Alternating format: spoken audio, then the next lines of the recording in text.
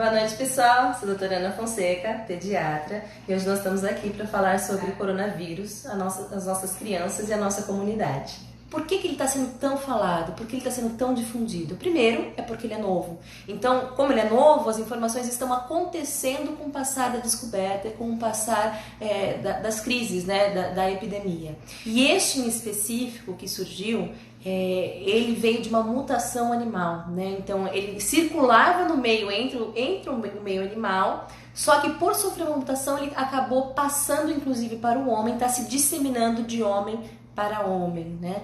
Então ele é novo, este específico, mas a família já é antiga e já tem várias passagens aí pela nossa história. A facilidade de transmissão, ela existe e ela é uma coisa que preocupa. Preocupa por quê? Porque a gente pode estar transmitindo mesmo quando a gente não apresentou o sintoma. A gente pode estar transmitindo durante realmente o período que a gente está apresentando algum sintoma. E as pessoas suscetíveis, elas simplesmente podem adquirir este vírus e evoluir de forma grave, necessitar de suportes ventilatórios, suporte de UTI, de uma maneira incisiva, né? Ela precisa daquilo, a duração de internação está sendo longa, ou seja, o mesmo indivíduo acaba ocupando o mesmo leito muito tempo e o nosso sistema de saúde ele é limitado. O nosso papel é justamente o quê? É evitar que isso se dissemine e que isso cause a longo prazo uma fila de pessoas contaminadas, uma fila de pessoas com gravidade, com necessidade de internação, com necessidade de UTI, sem o suporte, né? Então, tá na nossa mão. Então, quando você me pergunta, e aí, meu filho tem sintoma, ele pode ir pra creche? A resposta é, não. Não pode por quê? Porque as nossas crianças, principalmente as pequenas, elas não têm condições de fazer etiqueta respiratória. Como que ela vai tossir aqui no cotovelo? Como ela vai evitar de coçar o olho, coçar a boca? Eles compartilham brinquedos, eles compartilham tudo. E então como que eu vou cobrar de uma criança pequena que tem esse tipo de comportamento? Não tem condições. Em relação ao coronavírus específico, está havendo uma exceção, né? Então as nossas crianças estão ficando muitas vezes assintomáticas ou oligossintomáticas, que são poucos sintomas. Não tem comprovação ainda por que as nossas crianças estão protegidas. E eu, como pediatra, como mãe, levanto as mãos para o céu, porque disso pelo menos eu fico um pouquinho mais tranquila. Existem várias crianças que já adquiriram o vírus comprovadamente. A maior parte não necessitou sequer de hospitalização, então elas foram tratadas em casa com suporte e elas se curaram sozinhas, elas não evoluíram com complicação. Então, neste sentido, a gente fica mais tranquilo. Mas qual que é o problema? Que as nossas crianças são os vetores, elas transmitem. Então, elas acabam adquirindo facilmente esse vírus. Algumas vezes não apresentam sintomas, outras vezes apresentam sintomas leves, que a gente não consegue fazer diferenciação entre vírus, resfriado, e elas saem disseminando. O seu filho que foi na escola contaminou os outros amiguinhos, esses amiguinhos convivem com os pais, convivem com os avós, convivem em outras instituições, por exemplo, faz aulinha de natação, aulinha de balé. Vocês entendem como isso acaba virando uma bola de neve. Ela disseminando, e o nosso público frágil, né, que é o público-alvo, homens ou com comorbidades ou mais velhos, estes sim, quando entram em contato com o vírus, eles estão apresentando complicações e eles estão evoluindo muitos para a morte. As grávidas, elas acabam entrando junto com um outro grupo, que são o grupo das pessoas que têm algumas comorbidades, que é alguma doença, né?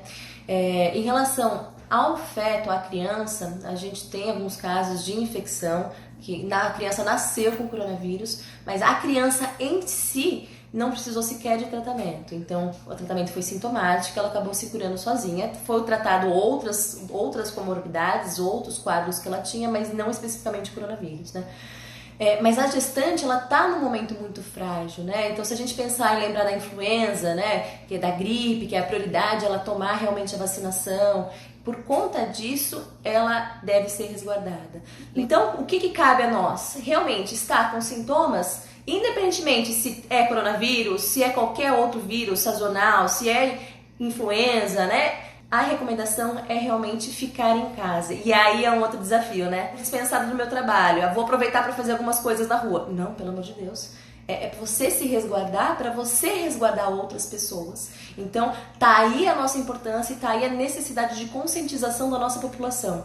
A prevenção de uma catástrofe está nas nossas mãos no dia a dia e nas nossas condutas simples, como uma higiene das mãos de forma efetiva, várias vezes ao dia. Gente, não é pegar o sabonetinho lá, pronto, acabou. Não, né? A gente tem que fazer uma lavagem efetiva. Então, a gente tem que colocar o sabão, lavar toda a extensão durante no mínimo 20 segundos, né? E aí sim, conseguir enxaguar isso. Outra opção seria o álcool em gel 70%, mas também é o mesmo procedimento. Eu preciso realmente espalhar por toda a superfície. Não é simplesmente pegar um pouquinho de água e sabão, colocou debaixo da água e já passo livre, né? A gente está tendo algumas regiões que estão esgotando as máscaras, né? Porque as pessoas acabam achando que elas podem se proteger utilizando máscara. E isso é um mito. Então vamos lá. A máscara cirúrgica, que é aquela branca que a gente vê em centro cirúrgico, que a gente vê algumas pessoas utilizando, ela só é válida para evitar a disseminação. Então, eu estou com sintomas, eu estou disseminando o vírus, e aí sim eu coloco essa máscara para evitar que eu dissemine de uma forma mais ampla. Agora, eu não estou com sintomas, não tenho nada. Eu colocar aquela máscara não vai me proteger de absolutamente nada. A máscara, para ter uma forma efetiva de prevenção, são máscaras específicas. São máscaras extremamente desconfortáveis. A gente que é da área da saúde, que para fazer procedimento a gente é obrigado a utilizar esse tipo de máscara. É uma máscara que precisa vedar. Então imagine vocês com uma máscara que dificulta a entrada e saída do ar, porque ela é um filtro. E ela tem que estar absurdamente vedada no nosso rosto. Então, qual que é o problema? É que a partir do momento que a gente acaba adquirindo essas máscaras e utilizando sem necessidade, além da gente não se proteger, a gente acaba criando, né, um clima de medo. Nossa, eu fui andar na rua e estava todo mundo de máscara. E o pior, se eu compro e não tinha necessidade e o estoque é limitado, muitas vezes quem efetivamente precisa de máscara e efetivamente vai diminuir a disseminação acaba não tendo acesso, né?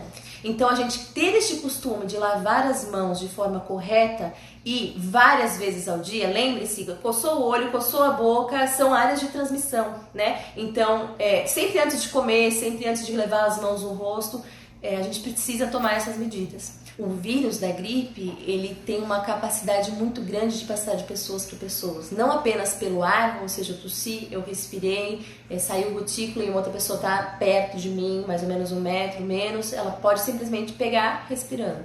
Mas também por tudo. Aonde eu pego a minha mão e eu contaminei com secreção e encostei, fica lá, gente. A próxima pessoa que entrar em contato com aquele lugar e levar na via aérea já é outra forma de contaminação. Isso de pegar por objetos em outros vírus é comprovado sim. Então não só a maquiagem que acaba entrando em contato com o olho, com a boca, mas pratos, copos, talheres, né? Então a partir do momento que a pessoa tem o diagnóstico do coronavírus, tem que ser isolamento total. E por isso que em casos que não tem complicação, está sendo indicado o isolamento domiciliar. Por quê? Porque o isolamento domiciliar, ele é mais seguro e mais fácil de se conseguir fazer do que em ambientes confinados, em ambientes pequenos, como no caso de uma internação hospitalar sem necessidade. Então, pessoas mais velhas e crianças pequenas, realmente evitar lugares fechados, lugares aglomerados. Principalmente, gente, se você tiver com sintoma, evite. Vamos pensar na nossa comunidade, né? Então, você tá com sintoma, evite de ir. Você precisa ir estando com sintomas, aí sim caberia uma máscara. Então, muitas vezes, o nosso filho tá com algum sintoma respiratório e bate aquele desespero. Será que é coronavírus? O que eu faço? Eu preciso de uma avaliação. Vou correr para o pronto-socorro. Não, pelo amor de Deus. O pronto-socorro é uma porta de entrada para tudo. Então, além de você estar suscetível lá, você entra com uma coisa, muitas vezes sai com outra, você também está sobrecarregando um sistema que tem que ter espaço para casos graves. Então, tá aí a importância da gente utilizar do nosso pediatra. Então, olha, tô com dúvida, liga, conversa, pede encaixe, agenda uma consulta com hora marcada, evitem salas de espera lotadas, evitem contaminação. É dessa forma que a gente está contribuindo para a saúde do nosso país e das nossas crianças e da nossa comunidade, né? O vírus, ele pode se apresentar em pessoas diferentes com manifestações diferentes. Então, vamos dar um exemplo. O coronavírus, na criança, ela pode simplesmente não apresentar sintoma nenhum. Para uma outra criança, ela pode ter algum sintoma, uma tosse, um nariz um pouco congestionado. Algumas vezes, ela pode se apresentar como gripe. O gripe, o que é? É o resfriado com manifestações mais exacerbadas. Então, febre, prostração, dor no corpo.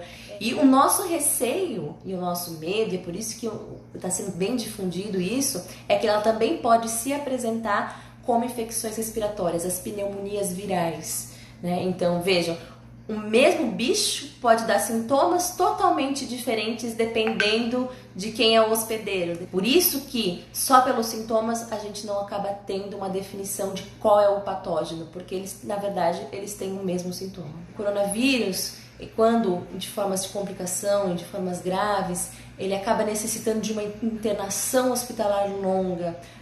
Um único indivíduo acaba ocupando um leito de UTI por muitos dias, não tem rotatividade. Se não tem rotatividade, outras pessoas que vão necessitar desse tipo de suporte podem não ter. Então, é esse o ponto, né? Nós sabemos que algumas medidas estão sendo tomadas para tentar aumentar o número de leitos, mas sabemos que isso, dependendo da disseminação, dependendo da abrangência, a gente sabe que isso vai realmente ser ineficiente. Então, a prevenção, novamente, estaria onde? Nas nossas mãos, literalmente nas nossas mãos, na higiene das nossas mãos, na nossa consciência. Não frequente lugares fechados, não leve seu filho na escola se ele estiver com sintomas. A informação é a nossa maior aliada. Então, tenham realmente a informação correta. Nós vamos disponibilizar aqui alguns sites confiáveis do Ministério da Saúde, da Organização Mundial de Saúde. Tomem cuidado com fake news. Tomem cuidado com o desespero, tomem cuidado com qualquer notícia que não tenha fonte fidedigna.